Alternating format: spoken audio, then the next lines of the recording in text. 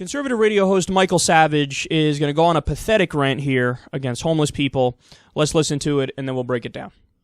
San Francisco has now become virtually uninhabitable because of the bums crapping in the street, because of the robbery and the crime that's being covered up. And I don't blame the police. I blame liberalism.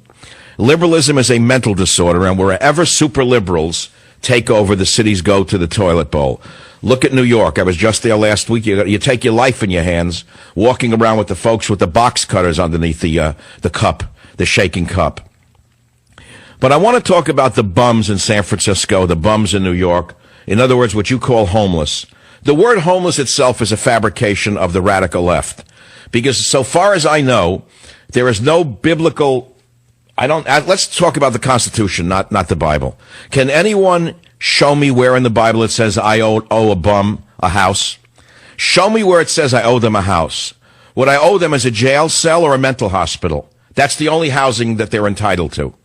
So the bums are now so brazen because the cops have been neutralized by the liberals that they're literally openly defecating and peeing in the streets in front of people.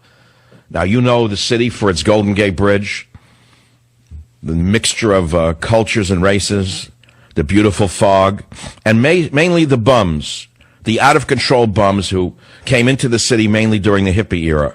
They urinate in your face now.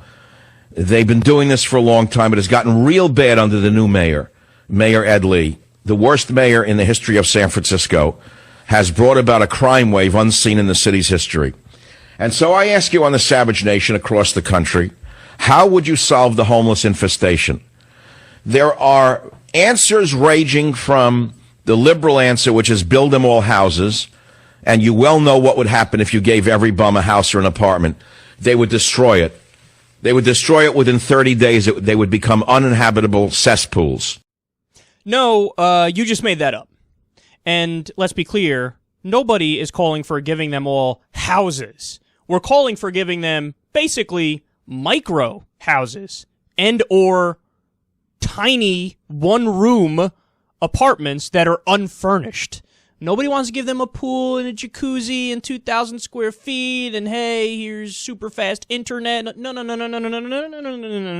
You're making this up. You're making all of it up. So what do we want? Like I just said, and you can see all the pictures online, man. This has been tried in certain places, and it's wildly successful. The idea is you give them either what I just described as in terms of an apartment or, like I said, like micro houses.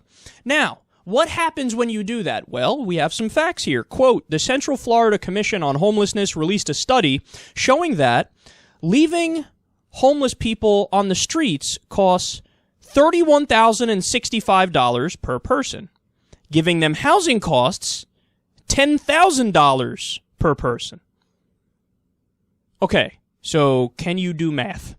We're talking about over $20,000 in savings per homeless person if you just give them a roof over their head. Nothing luxury, nothing big, nothing that would be as nice as somebody who's paying for something. Okay, we're just talking about bare minimum here. But if you do that, it makes sense even from a fiscally conservative perspective, from a deficit hawk perspective, from a Republican perspective, it still makes sense. Because when it comes down to dollars and cents, you end up keeping more money in your pocket. So it would be a win all around if we just did that. But why can't we do this? Because people like Michael Savage are idiots. Let's call it what it is. And they're ignorant. So he never read this study. He never even researched it. He just has this gut feeling, the homeless people, they pee.